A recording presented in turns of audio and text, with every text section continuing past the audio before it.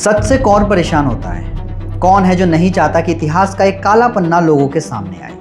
ये एक ऐसा सवाल है जो अपना जवाब रखने के बावजूद युगों युगों से अधूरा है, और आज ये सवाल एक बार फिर देश के सामने खड़ा हो गया है। दिलजीत दोसांझ की मच अवेटेड फिल्म सतलुज, जो OTT प्लेटफॉर्म ZEE5 पर रिलीज तो हुई, लेकिन रिलीज के महज 48 घंटों के भीतर ही इसे अचानक हटा दिया गया। आखिर 2 दिन के अंदर ऐसा क्या हुआ कि इस फिल्म को बैन करना पड़ा?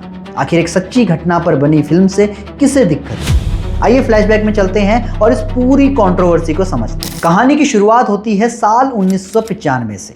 अमृतसर के एक मशहूर ह्यूमन राइट एक्टिविस्ट यानी मानवाधिकार कार्यकर्ता थे जसवंत सिंह खालड़ा। वो पंजाब में आतंकवाद के खात्मे के नाम पर पुलिस द्वारा किए जा रहे ह्यूमन राइट वायलेशन के मामलों को उजागर कर रहे थे। उन्होंने एक ऐसा राजफास किया जिसने सिस्टम की नींव हिला दी। उन्होंने सबूतों के साथ दावा किया कि पंजाब पुलिस गैरकानूनी तरीके से लोगों को उठा रही है, उनकी हत्या कर रही है और उनकी लाशों को लावारिस बताकर जला दे रही है। 6 जुलाई 1995 की सुबह जब खालड़ा अपने घर के बाहर कार धो रहे थे, पुलिस ने उनका अपहरण कर लिया। वो कभी फिर घर लौटकर नहीं आए। उन्हें अवैध हिरासत में मार दिया गया और उनके शव को भी लावारिस बताकर ठिकाने लगा दिया गया। लेकिन पुलिस को लगा था कि कहानी यहीं खत्म हो गई, पर ऐसा नहीं था।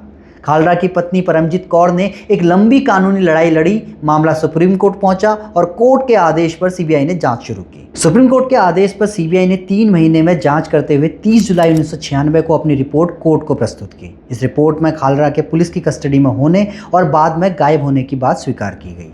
कोर्ट ने जांच के दायरे को बढ़ाते हुए दोबारा रिपोर्ट प्रस्तुत करने के लिए कहा, जिसे दिसंबर 1996 में CBI द्वारा कोर्ट में प्रस्तुत किया गया। इस रिपोर्ट में माना गया कि पंजाब पुलिस द्वारा बड़े पैमाने पर मानवाधिकारों का उल्लंघन किया गया था। पुलिस द्वारा जलाए गए शवों में से 585 को पहचान लिया गया, जबकि 274 को आंशिक रूप से पहचाना गया था। 1238 शवों की पहचान नहीं हो पाई थी। तत्काल इस मामले में FIR दर्ज कराई गई। आखिरकार खालड़ा की पत्नी की हिम्मत की वजह से दोषी पुलिसकर्मियों को सजा तो मिली, लेकिन वो कड़वा सच आज भी इतिहास के पन्नों में दर्ज है। इसी ट्री इंसिडेंट पर बनी है फिल्म सतलुज। ये फिल्म 2022 में बनकर तैयार हो गई थी, लेकिन central board of film certification की अनगिनत आपत्तियों के कारण ये थिएटर में रिलीज नहीं हो सकी। इसका असली नाम था पंजाब 95। नाम बदला गया, कई कट्स लगे और आखिरकार इसे OTT प्लेटफॉर्म ZEE5 पर रिलीज किया गया, क्योंकि OTT सेंसर बोर्ड के अधीन नहीं आते। सूत्रों के मुताबिक रिलीज के 48 घंटे के भीतर ही केंद्र सरकार ने IT रूल 2021 का हवाला देते हुए सुरक्षा कारणों से इसे हटाने का आदेश दे दिया। हालांकि भारत के बाहर ग्लोबली ये फिल्म अभी भी देखी जा सकती है। फिल्म के बैन होते ही देश में राजनीतिक घमासान शुरू हो गया। विपक्ष इसे फ्रीडम ऑफ स्पीच पर हमला और सरकार की साजिश बता रहा है, जबकि सरकार की तरफ से अभी तक कोई ऑफिशियल स्टेटमेंट नहीं आया है। इस पर दिलजीत दोसांझ ने भी तीखी प्रतिक्रिया दी और कहा कि उन्हें पहले से पता था कि ऐसा ही कुछ होगा। मैंने उसे कहा मंडे शायद डिलीट होगी, जो सारा कुछ खुलूगा, पर संडे शाम नहीं होगी। चलो कोई नहीं, पर ये पता ही सी, एक्सपेक्टेड सी है भाई।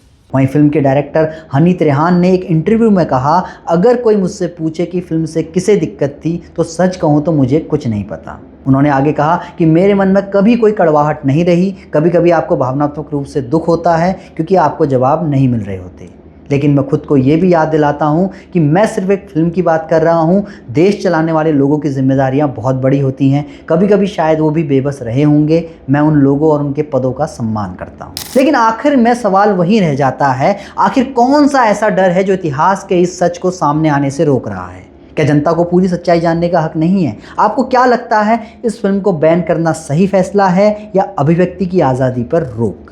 तो जुड़े रहिए अनसुनी आवाज़ के साथ। आप हमारे YouTube चैनल को सब्सक्राइब कीजिए, हमें Facebook पर फॉलो कीजिए और Instagram पर भी ज़रूर फॉलो कीजिए। धन्यवाद।